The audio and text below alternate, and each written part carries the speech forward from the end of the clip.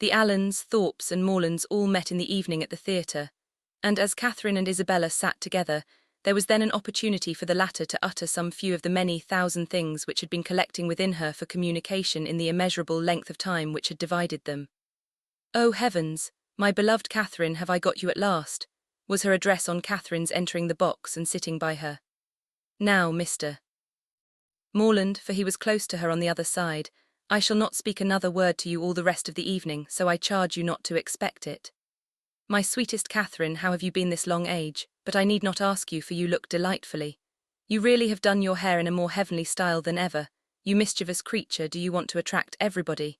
I assure you my brother is quite in love with you already, and as for Mr. Tilney, but that is a settled thing. Even your modesty cannot doubt his attachment now. His coming back to Bath makes it too plain. Oh, what would not I give to see him? I really am quite wild with impatience. My mother says he is the most delightful young man in the world. She saw him this morning, you know. You must introduce him to me. Is he in the house now? Look about, for heaven's sake. I assure you I can hardly exist till I see him. No, said Catherine, he is not here. I cannot see him anywhere. Oh, horrid, am I never to be acquainted with him? How do you like my gown? I think it does not look amiss. The sleeves were entirely my own thought. Do you know I get so immoderately sick of Bath? Your brother and I were agreeing this morning that, though it is vastly well to be here for a few weeks, we would not live here for millions. We soon found out that our tastes were exactly alike in preferring the country to every other place. Really, our opinions were so exactly the same, it was quite ridiculous. There was not a single point in which we differed. I would not have had you by for the world. You are such a sly thing, I am sure you would have made some droll remark or other about it. No, indeed I should not. Oh, yes, you would indeed. I know you better than you know yourself. You would have told us that we seemed born for each other, or some nonsense of that kind, which would have distressed me beyond conception. My cheeks would have been as red as your roses. I would not have had you by for the world. Indeed, you do me injustice. I would not have made so improper a remark upon any account, and besides, I am sure it would never have entered my head. Isabella smiled incredulously and talked the rest of the evening to James. Catherine's resolution of endeavouring to meet Miss Tilney again continued in full force the next morning. Until the usual moment of going to the pump-room, she felt some alarm from the dread of a second prevention. But nothing of that kind occurred, no visitors appeared to delay them, and they all three set off in good time for the pump-room, where the ordinary course of events and conversation took place. Mr. Allen, after drinking his glass of water, joined some gentlemen to talk over the politics of the day and compare the accounts of their newspapers, and the ladies walked about together, noticing every new face and almost every new bonnet in the room. The female part of the Thorpe family, attended by James Morland, appeared among the crowd in less than a quarter of an hour, and Catherine immediately took her usual place by the side of her friend. James, who was now in constant attendance, maintained a similar position, and separating themselves from the rest of their party, they walked in that manner for some time, till Catherine began to doubt the happiness of a situation which, confining her entirely to her friend and brother, gave her very little share in the notice of either. They were always engaged in some sentimental discussion or lively dispute, but their sentiment was conveyed in such whispering voices, and their vivacity attended with so much laughter, that though Catherine's supporting opinion was not unfrequently called for by one or the other, she was never able to give any, from not having heard a word of the subject. At length, however, she was empowered to disengage herself from her friend, by the avowed necessity of speaking to Miss Tilney, whom she most joyfully saw just entering the room with Mrs. Hughes, and whom she instantly joined, with a firmer determination to be acquainted than she might have had courage to command, had she not been urged by the disappointment of the day before. Miss Tilney met her with great civility, returned her advances with equal goodwill, and they continued talking together as long as both parties remained in the room. And though in all probability not an observation was made, nor an expression used by either which had not been made and used some thousands of times before, under that roof in every Bath season, yet the merit of their being spoken with simplicity and truth, and without personal conceit, might be something uncommon. "How well your brother dances," was an artless exclamation of Catherine, towards the close of their conversation, which at once surprised and amused her companion. "Henry," she replied with a smile, "yes, he does dance very well. He must have thought it very odd to hear me say I was engaged the other evening when he saw me sitting down, but I really had been engaged the whole day to Mr. Thorpe. Miss Tilney could only bow. You cannot think, added Catherine after a moment's silence, how surprised I was to see him again. I felt so sure of his being quite gone away. When Henry had the pleasure of seeing you before, he was in Bath but for a couple of days. He came only to engage lodgings for us. That never occurred to me, and of course not seeing him anywhere I thought he must be gone. Was not the young lady he danced with on Monday a Miss Smith? Yes, an acquaintance of Mrs. Hughes. I dare say she was very glad to dance. Do you think her pretty? Not very. He never comes to the pump room, I suppose. Yes, sometimes, but he has rid out this morning with my father. Mrs. Hughes now joined them and asked Miss Tilney if she was ready to go. I hope I shall have the pleasure of seeing you again soon, said Catherine. Shall you be at the cotillion ball tomorrow? Perhaps we yes, I think we certainly shall. I am glad of it, for we shall all be there. This civility was duly returned, and they parted, on Miss Tilney's side with some knowledge of her new acquaintance's feelings, and on Catherine's without the smallest consciousness of having explained them. She went home very happy. The morning had answered all her hopes, and the evening of the following day was now the object of expectation, the future good. What gown and what head-dress she should wear on the occasion became her chief concern. She cannot be justified in it. Dress is at all times a frivolous distinction, and excessive solicitude about it often destroys its own aim. Catherine knew all this very well. Her great-aunt had read her a lecture on the subject only the Christmas before, and yet she lay awake 10 minutes on Wednesday night debating between her spotted and her tamboured muslin, and nothing but the shortness of the time prevented her buying a new one for the evening. This would have been an error in judgment, great though not uncommon, from which one of the other sex rather than her own, a brother rather than a great-aunt, might have warned her. For man only can be aware of the insensibility of man towards a new gown. It would be mortifying to the feelings of many ladies, could they be made to understand how little the heart of man is affected by what is costly or new in their attire, how little it is biased by the texture of their muslin, and how unsusceptible of peculiar tenderness towards the spotted, the sprigged, the mull, or the jaconet. Woman is fine for her own satisfaction alone. No man will admire her the more, no woman will like her the better for it. Neatness and fashion are enough for the former, and a something of shabbiness or impropriety will be most endearing to the latter. But not one of these grave reflections troubled the tranquillity of Catherine. She entered the rooms on Thursday evening with feelings very different from what had attended her thither the Monday before. She had then been exulting in her engagement to Thorpe, and was now chiefly anxious to avoid his sight, lest he should engage her again. For though she could not, dared not expect that Mr. Tilney should ask her a third time to dance, her wishes, hopes, and plans all centred in nothing less. Every young lady may feel for my heroine in this critical moment, for every young lady has at some time or other known the same agitation. All have been, or at least all have believed themselves to be, in danger from the pursuit of someone whom they wish to avoid, and all have been anxious for the attentions of someone whom they wish to please. As soon as they were joined by the Thorpes, Catherine's agony began. She fidgeted about if John Thorpe came towards her, hid herself as much as possible from his view, and when he spoke to her pretended not to hear him. The cotillions were over, the country dancing beginning, and she saw nothing of the Tilneys. "Do not be frightened, my dear Catherine," whispered Isabella, "but I am really going to dance with your brother again. I declare positively it is quite shocking. I tell him he ought to be ashamed of himself, but you and John must keep us in countenance. Make haste, my dear creature, and come to us. John is just walked off, but he will be back in a moment." Catherine had neither time nor inclination to answer. The others walked away, John Thorpe was still in view, and she gave herself up for lost. That she might not appear, however, to observe or expect him, she kept her eyes intently fixed on her fan, and a self-condemnation for her folly, in supposing that among such a crowd they should even meet with the Tilneys in any reasonable time, had just passed through her mind, when she suddenly found herself addressed and again solicited to dance by Mr. Tilney himself. With what sparkling eyes and ready motion she granted his request, and with how pleasing a flutter of heart she went with him to the set, may be easily imagined. To escape, and, as she believed, so narrowly escape John Thorpe, and to be asked, so immediately on his joining her, asked by Mr. Tilney as if he had sought her on purpose. It did not appear to her that life could supply any greater felicity. Scarcely had they worked themselves into the quiet possession of a place, however, when her attention was claimed by John Thorpe, who stood behind her. "Heyday, Miss Morland," said he. "What is the meaning of this? I thought you and I were to dance together."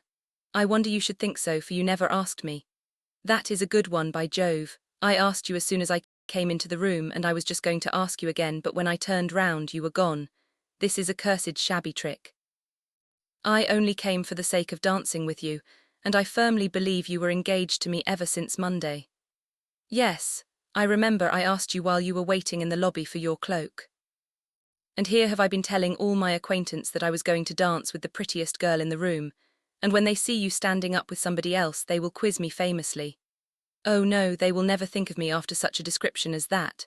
By heavens, if they do not, I will kick them out of the room for blockheads. What chap have you there?" Catherine satisfied his curiosity. "Tilney," he repeated. I do not know him. A good figure of a man, well put together." "Does he want a horse? Here is a friend of mine, Sam Fletcher, has got one to sell that would suit anybody. A famous clever animal for the road, only 40 guineas. I had 50 minds to buy it myself, for it is one of my maxims always to buy a good horse when I meet with one. But it would not answer my purpose, it would not do for the field. I would give any money for a real good hunter. I have 3 now, the best that ever were backed. I would not take 800 guineas for them. Fletcher and I mean to get a house in Leicestershire against the next season. It is so uncomfortable living at an inn." This was the last sentence by which he could weary Catherine's attention, for he was just then borne off by the resistless pressure of a long string of passing ladies. Her partner now drew near and said, "That gentleman would have put me out of patience, had he stayed with you half a minute longer. He has no business to withdraw the attention of my partner from me. We have entered into a contract of mutual agreeableness for the space of an evening, and all our agreeableness belongs solely to each other for that time. Nobody can fasten themselves on the notice of one without injuring the rights of the other. I consider a country dance as an emblem of marriage. Fidelity and complaisance are the principal duties of both, and those men who do not choose to dance or marry themselves have no business with the partners or wives of their neighbours. But they are such very different things, that you think they cannot be compared together. To be sure not. People that marry can never part but must go and keep house together. People that dance only stand opposite each other in a long room for half an hour. And such is your definition of matrimony and dancing. Taken in that light, certainly, their resemblance is not striking, but I think I could place them in such a view. You will allow that in both, man has the advantage of choice, woman only the power of refusal. That in both, it is an engagement between man and woman, formed for the advantage of each. And that when once entered into, they belong exclusively to each other till the moment of its dissolution. That it is their duty, each to endeavour to give the other no cause for wishing that he or she had bestowed themselves elsewhere. And their best interest to keep their own imaginations from wandering towards the perfections of their neighbours, or fancying that they should have been better off with anyone else. You will allow all this.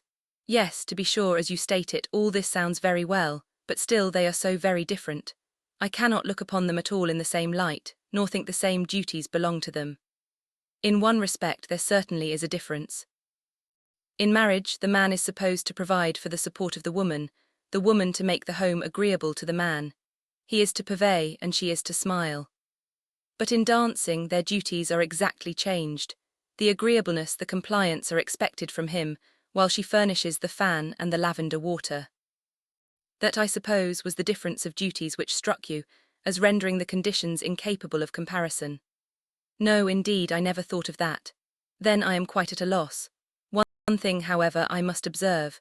This disposition on your side is rather alarming. You totally disallow any similarity in the obligations, and may I not thence infer that your notions of the duties of the dancing state are not so strict as your partner might wish?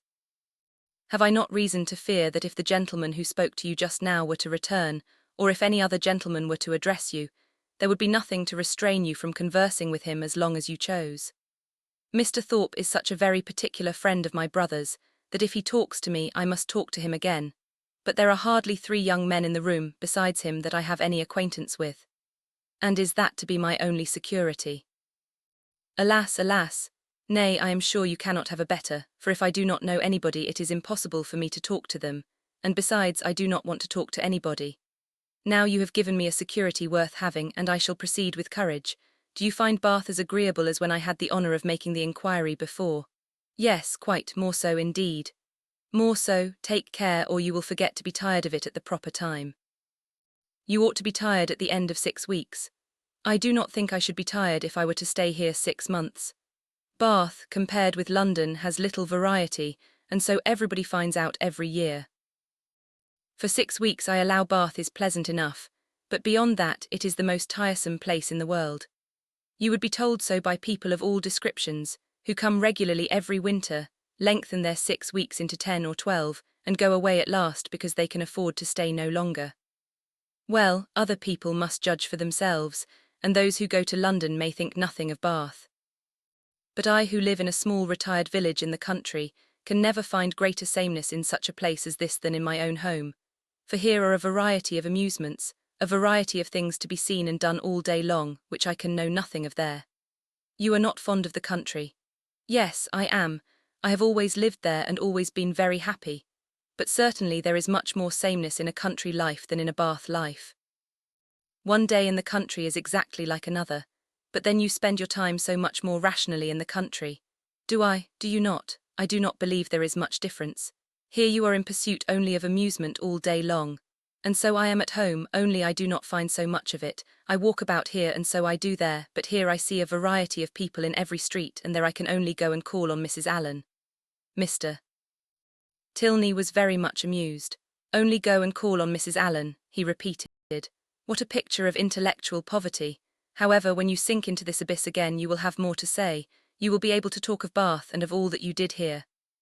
Oh yes, I shall never be in want of something to talk of again to Mrs. Allen or anybody else.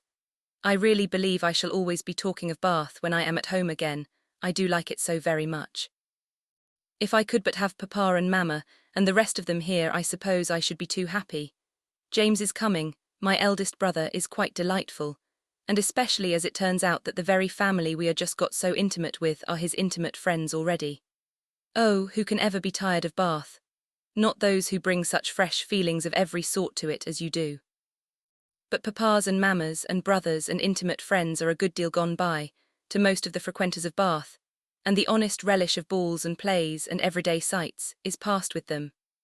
Here their conversation closed, the demands of the dance becoming now too importunate for a divided attention. Soon after their reaching the bottom of the set, Catherine perceived herself to be earnestly regarded by a gentleman who stood among the lookers-on, immediately behind her partner. He was a very handsome man of a commanding aspect, past the bloom but not past the vigour of life, and with his eye still directed towards her, she saw him presently address Mr. Tilney in a familiar whisper. Confused by his notice, and blushing from the fear of its being excited by something wrong in her appearance, she turned away her head. But while she did so, the gentleman retreated, and her partner, coming nearer, said, "I see that you guess what I have just been asked. That gentleman knows your name, and you have a right to know his. It is General Tilney, my father." Catherine's answer was only "Oh," but it was an "Oh," expressing everything needful, attention to his words and perfect reliance on their truth.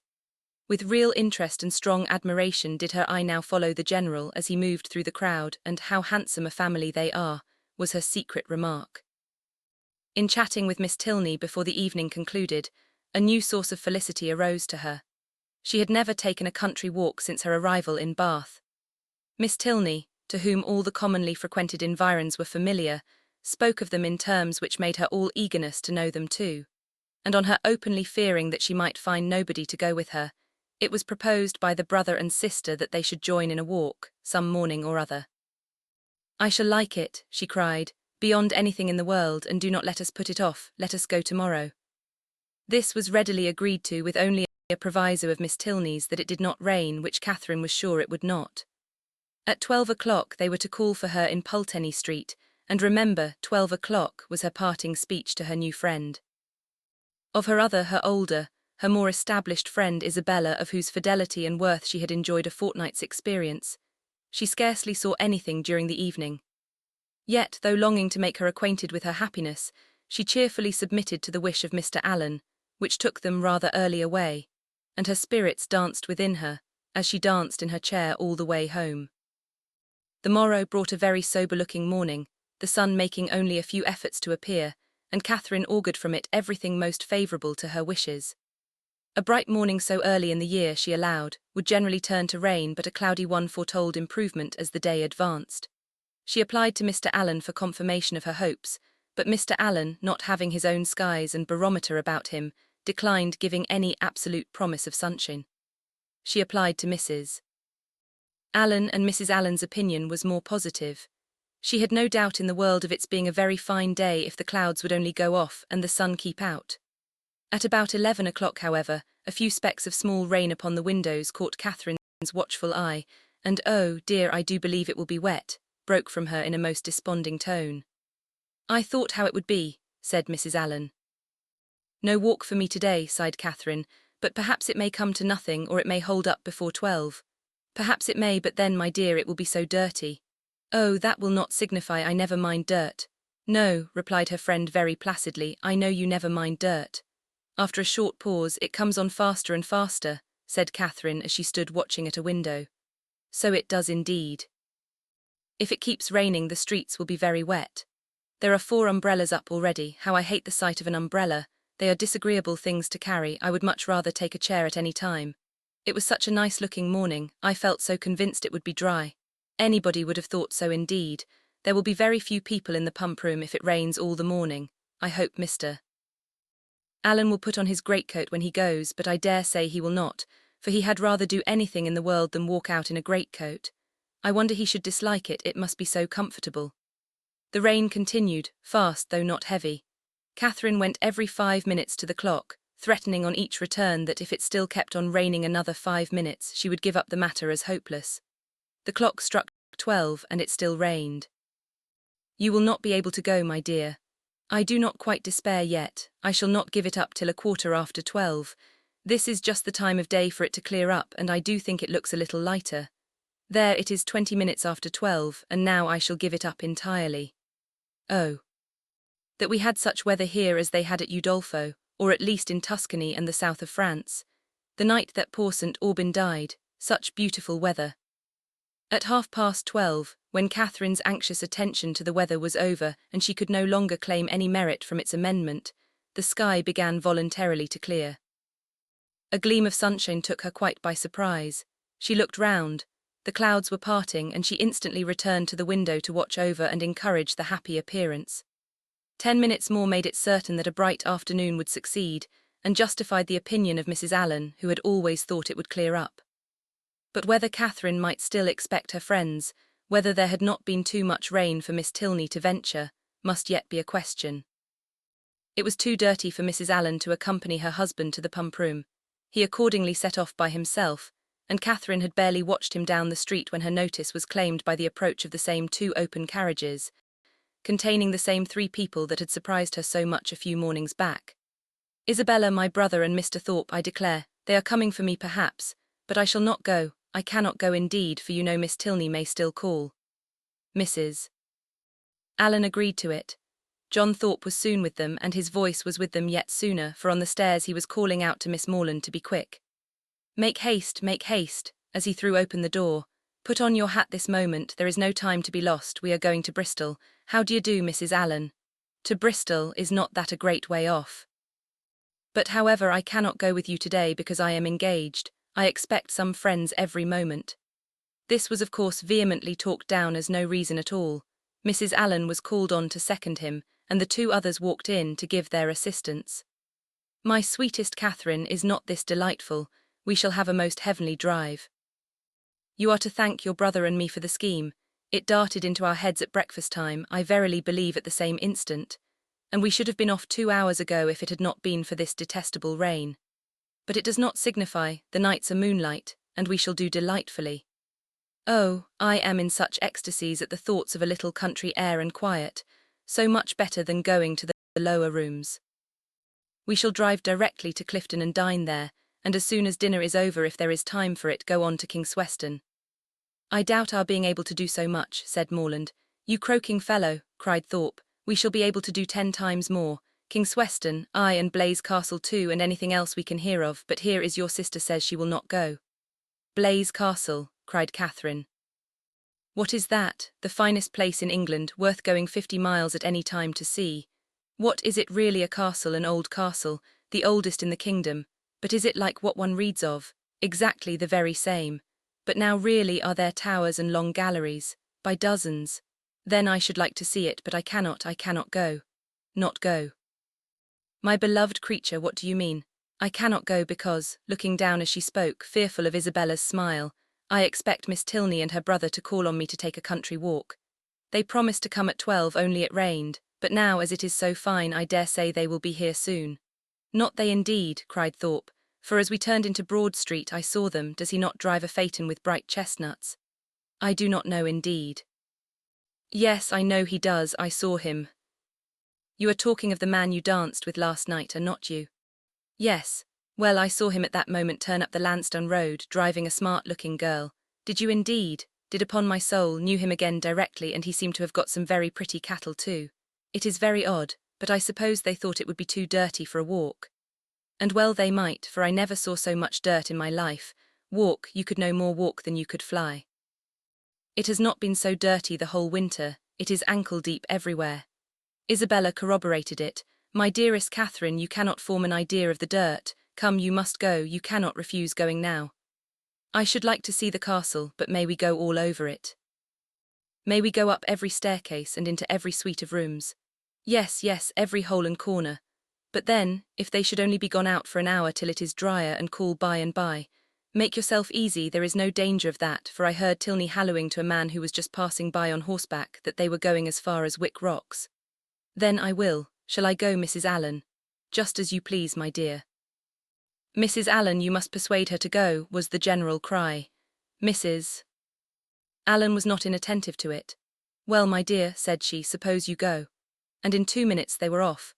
Catherine's feelings as she got into the carriage were in a very unsettled state, divided between regret for the loss of one great pleasure and the hope of soon enjoying another, almost its equal in degree, however unlike in kind. She could not think the Tilneys had acted quite well by her in so readily giving up their engagement without sending her any message of excuse. It was now but an hour later than the time fixed on for the beginning of their walk, and in spite of what she had heard of the prodigious accumulation of dirt in the course of that hour, she could not from her own observation help thinking that they might have gone with very little inconvenience. To feel herself slighted by them was very painful. On the other hand, the delight of exploring an edifice like Udolpho, as her fancy represented Blaise Castle to be, was such a counterpoise of good as might console her for almost anything. They passed briskly down Pulteney Street and through Laura Place without the exchange of many words. Thorpe talked to his horse, and she meditated by turns on broken promises and broken arches, phaetons and false hangings, Tilneys and trapdoors. As they entered Argyle Buildings, however, she was roused by this address from her companion. Who is that girl who looked at you so hard as she went by? Who? Where? On the right-hand pavement. She must be almost out of sight now.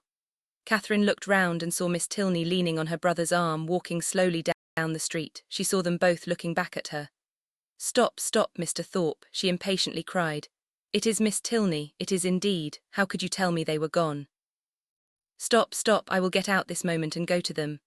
But to what purpose did she speak? Thorpe only lashed his horse into a brisker trot. The Tilneys, who had soon ceased to look after her, were in a moment out of sight round the corner of Laura Place, and in another moment she was herself whisked into the market-place. Still, however, and during the length of another street, she entreated him to stop. Pray, pray stop, Mr. Thorpe, I cannot go on, I will not go on. I must go back to Miss Tilney. But Mr. Thorpe only laughed, smacked his whip, encouraged his horse, made odd noises and drove on, and Catherine, angry and vexed as she was, having no power of getting away, was obliged to give up the point and submit. Her reproaches, however, were not spared. How could you deceive me so, Mr. Thorpe? How could you say that you saw them driving up the Lansdowne road? I would not have had it happen so for the world. They must think it so strange, so rude of me. To go by them too without saying a word. You do not know how vexed I am. I shall have no pleasure at Clifton nor in anything else. I had rather, 10,000 times rather, get out now and walk back to them. How could you say you saw them driving out in a phaeton? Thorpe defended himself very stoutly, declared he had never seen two men so much alike in his life, and would hardly give up the point of its having been Tilney himself. Their drive, even when this subject was over, was not likely to be very agreeable. Catherine's complacence was no longer what it had been in their former airing. She listened reluctantly, and her replies were short. Blaise Castle remained her only comfort.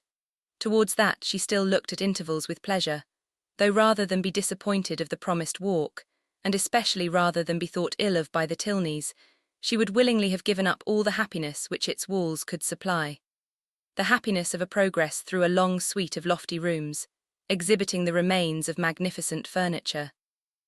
Though now for many years deserted, the happiness of being stopped in their way along narrow, winding vaults by a low, grated door, or even of having their lamp, their only lamp, extinguished by a sudden gust of wind, and of being left in total darkness.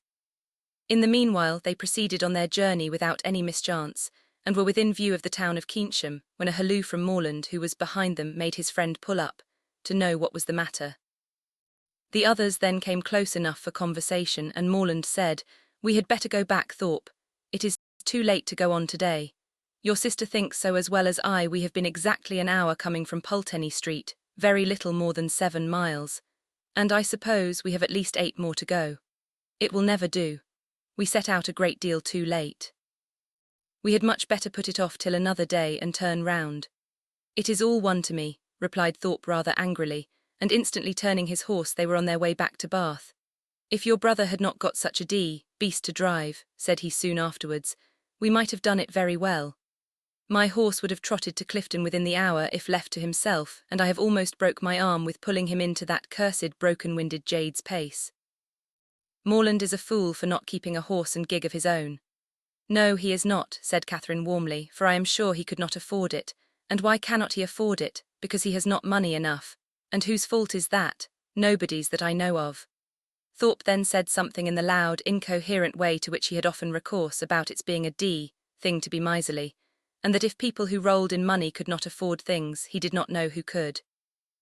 Which Catherine did not even endeavour to understand.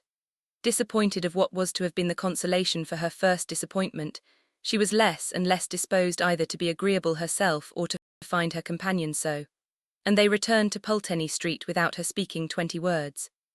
As she entered the house, the footman told her that a gentleman and lady had called and inquired for her a few minutes after her setting off, that, when he told them, she was gone out with Mr. Thorpe. The lady had asked whether any message had been left for her, and on his saying no, had felt for a card but said she had none about her, and went away.